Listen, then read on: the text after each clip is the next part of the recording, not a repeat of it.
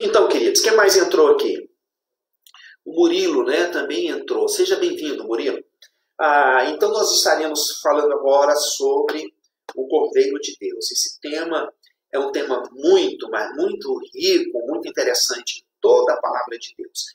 O primeiro texto que eu quero destacar como introdução é do Evangelho de João, capítulo 1, verso 29. Diz-nos assim a palavra de Deus. No dia seguinte, João viu Jesus vindo em sua direção e disse: Eis o Cordeiro de Deus que tira o pecado do mundo. O simbolismo sobre o Cordeiro tem início logo após a queda do homem, a entrada do pecado no mundo. Hoje, por coincidência, eu faço uma analogia usando a pandemia do Covid-19, um vírus mortal que se espalha a uma velocidade muito rápida, contagiando e alcançando todos os continentes. A palavra de Deus afirma que por meio de um homem o pecado entrou no mundo e alcançou toda a sua descendência. Foi algo como se fosse essa pandemia, não é? Portanto, da mesma forma como o pecado entrou no mundo por um homem e pelo pecado a morte, assim também a morte veio a todos os homens, porque todos pecaram e separados, destituídos, estão da glória de Deus. Então, da mesma forma como essa pandemia alcança idosos, pessoas novas, pessoas fortes, fracas, adolescentes, jovens, adultos,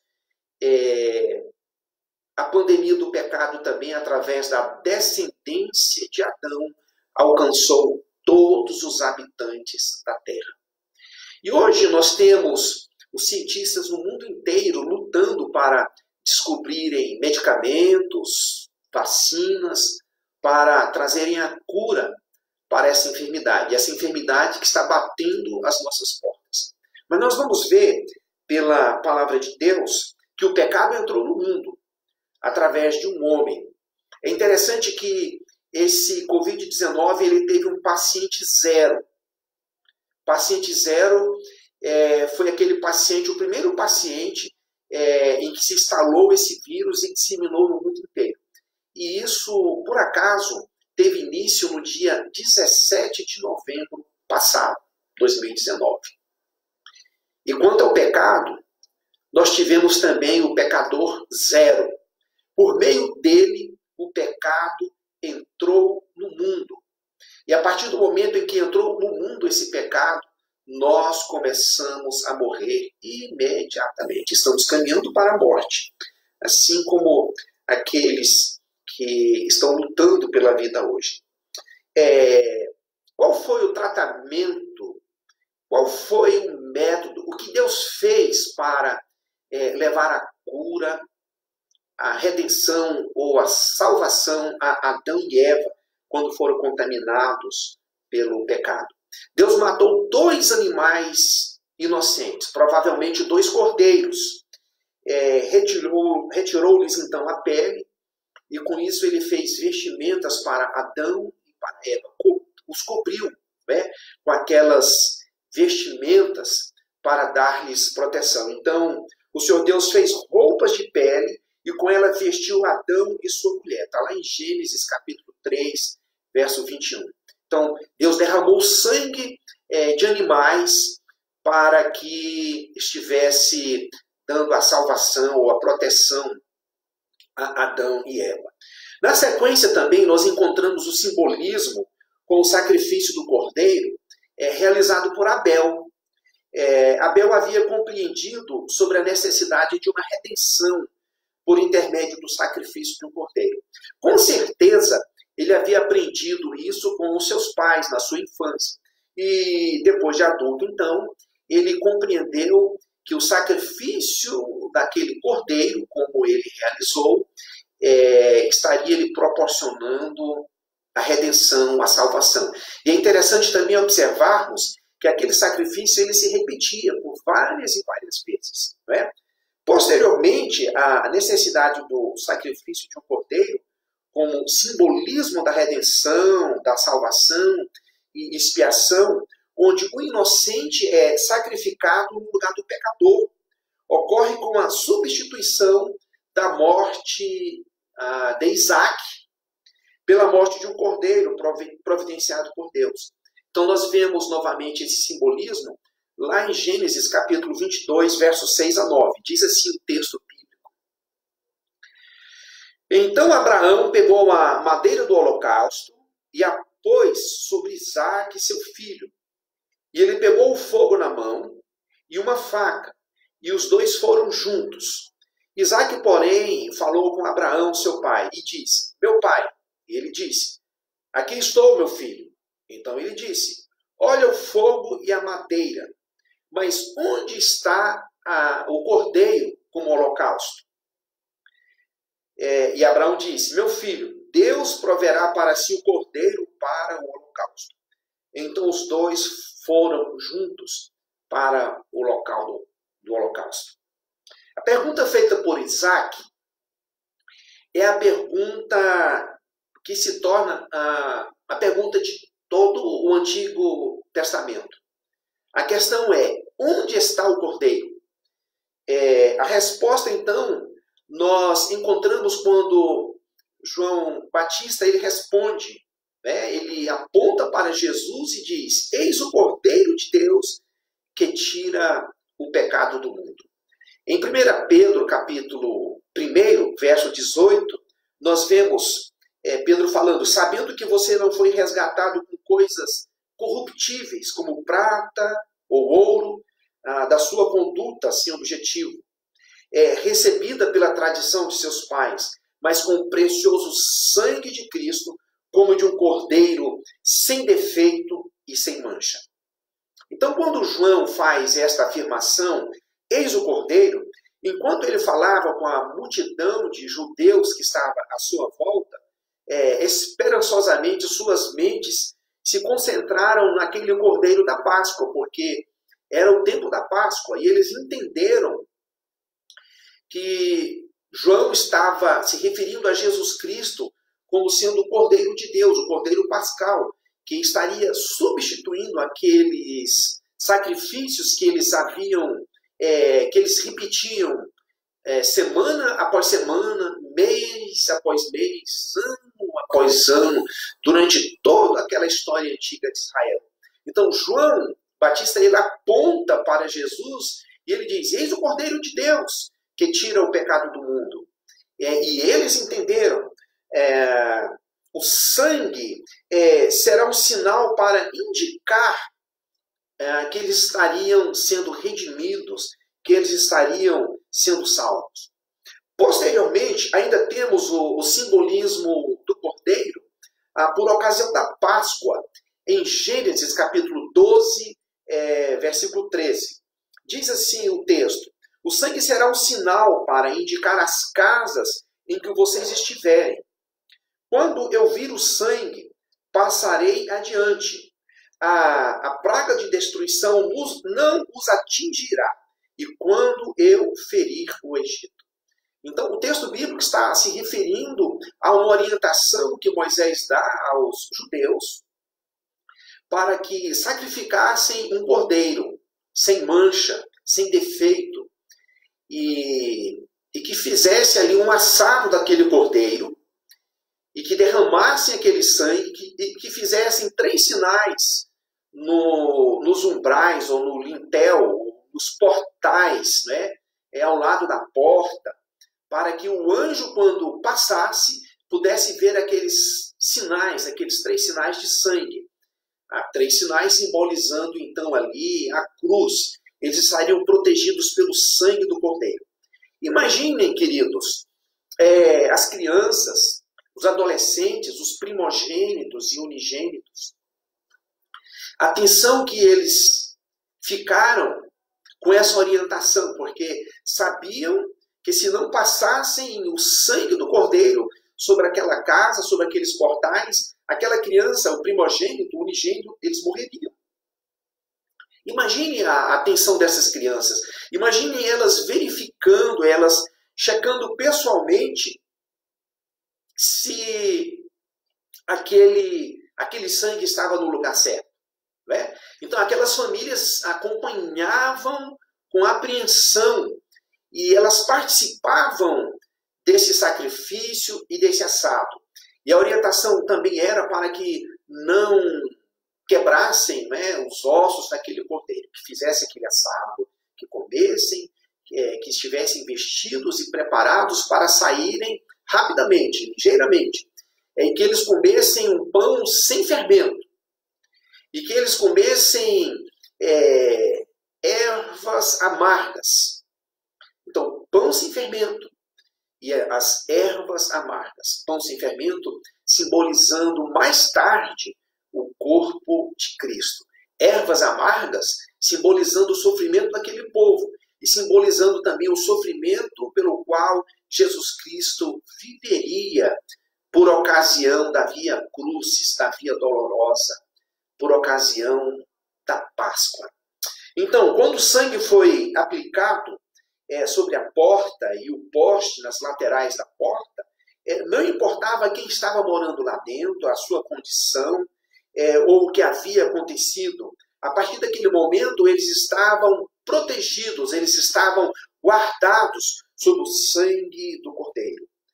Tudo o que importava era que o sangue do Cordeiro havia sido derramado, esparramado e aplicado para a proteção de todos que estavam sobre aquela casa. Não importa o que o membro daquela casa fez, ou não importa quem ele era, eles estavam guardados e protegidos sob o sangue do Cordeiro. Isso também guarda uma semelhança quando, mais tarde, Jesus Cristo, ele então é sacrificado como sendo o Cordeiro de Deus. Aqueles que entregaram a sua vida a Deus mediante a fé, mediante uma aliança com Jesus Cristo, também não importam a sua condição social, a sua condição econômica, cultural, étnica, não importa o que tenham feito, não importam as falhas, os erros graves ou não que cometeram, quando entregam a sua vida a Jesus Cristo, estão guardados e protegidos sob o sangue do Cordeiro. E hoje, a nossa comunidade, ela está guardada, ela está protegida sob o sangue do Cordeiro, porque um dia nós celebramos a aliança com Jesus Cristo, fazendo dele o nosso Senhor e Salvador. A palavra de Deus, ela ainda fala sobre o simbolismo do bode emissário. Está lá em Levítico, capítulo 16, verso 10. Eram 2 bodes. Um era sacrificado semelhante ao cordeiro, sacrificado para a remissão dos pecados, para a redenção, para a salvação. E o outro bode, ele era levado até o deserto como bode emissário. O sacerdote colocava então as mãos sobre a cabeça daquele bode, fazia as orações e simbolicamente transferia para aquele bode o pecado do povo. E aquele bode então era levado para o deserto. Ele vagava, ele ia embora pelo deserto, e ele não voltava. Ele ia embora e levava consigo o pecado. Esse era também um outro simbolismo descrevido então através dessa analogia, que também é relatada pelo profeta Isaías, falando sobre o cordeiro sofredor, não é? Uma comparação com a figura de Jesus. Então ele descreve o sofrimento de Cristo, aponta que seria o nosso substituto, que seria levado em silêncio para o matadouro, que reuniria os desviados e que seria humilhado. Por fim, então, surge o Cordeiro encarnado. O texto bíblico em Gálatas capítulo 4, verso 4 e 5 nos diz: mas quando chegou a plenitude do tempo, Deus enviou seu Filho, nascido de mulher, nascido debaixo da lei, a fim de redimir os que estavam sob a lei, para que recebêssemos a adoção de filhos. Fazendo então referência a quem? A Jesus Cristo, o Cordeiro de Deus. Por isso que João Batista então ele diz: eis o Cordeiro de Deus, que tira o pecado do mundo. Queridos, Quando o texto bíblico, então, faz referência ao cordeiro, que é levado mudo, silenciosamente para o matadouro, esse é o comportamento justamente das ovelhas quando são sacrificadas, quando estão caminhando para a morte. Diferente dos bodes, diferente de outros animais, ela não protesta diante da morte. A ovelha, ela nasce com aquele sentimento de que um dia ela será conduzida à morte. Então, por isso ela vai silenciosamente aquela pessoa, então, que vai fazer o sacrifício, aquela pessoa, então, que vai levar à morte aquela ovelha. Queridos, por essa razão, então, ela é levada em silêncio para o matadouro. E o profeta Isaías, então, diz que esse cordeiro, ele foi apresentado como sendo o nosso substituto. Em nosso lugar, então, Jesus, ele é sacrificado. Isso me faz lembrar uma história real que ocorreu por ocasião da construção de um templo, que nós chamamos de igreja, na Alemanha. E um operário, ele caiu do alto de uma torre, era uma torre muito alta. E quando ele caiu, todos os seus colegas correram para ir até o encontro, porque tinham certeza que com aquela queda, uma queda muito alta, ele estaria morto. Mas sabe o que aconteceu? Naquela ocasião, exatamente naquele instante, passou por ali um rebanho de ovelhas e ele caiu por cima de um cordeiro. Aquele cordeiro amorteceu a sua queda. Aquele cordeiro foi sacrificado, salvando a vida daquele operário. Por essa razão, foi esculpido, foi feito um desenho, uma gravura, algo muito lindo, na torre daquela igreja. Um cordeiro sendo sacrificado. As pessoas, quando viram aquele cordeiro, elas queriam saber aquela história. Mas aquela história se tornou também a história de cada um de nós, uma analogia, uma comparação, uma figura daquilo que Jesus Cristo fez por nós. Por esta razão, Jesus Cristo, ele foi apresentado como sendo o Cordeiro de Deus, o Cordeiro Pascal que tira o pecado do mundo. Todos aqueles judeus que estavam ali presentes diante de João Batista, eles entenderam essa figura de linguagem. Hoje, nós estamos encerrando a celebração da Páscoa, da ressurreição, e nós recordamos a morte e ressurreição de Jesus. Nós recordamos que, da mesma forma como no Velho Testamento, na história de Israel, aquele cordeiro foi sacrificado e o sangue esparramado, aspergido pelos portais das portas das casas. O anjo da morte, quando passava, então não sacrificava, não levava a morte ao primogênito, ao unigênito, porque aquelas famílias estavam guardadas, estavam protegidas sob o sangue do cordeiro. Da mesma forma, hoje, nós estamos guardados e protegidos sob o sangue do cordeiro, quando nós celebramos uma aliança com Deus, mediante a fé em Jesus Cristo, fazendo de Jesus o nosso Senhor e Salvador, aceitando Jesus como sendo o Cordeiro de Deus, que foi sacrificado de uma vez por todas, eliminando para sempre a necessidade da matança de animais e o derramamento de sangue. Então, hoje, culturalmente, a nossa sociedade ela ainda comemora esse simbolismo judaico. Eu quero dizer que a Páscoa cristã, hoje, é a celebração da ceia, que nós realizamos uma vez por mês. Então, quando nós comemos do pão, nós estamos comendo do corpo de Cristo.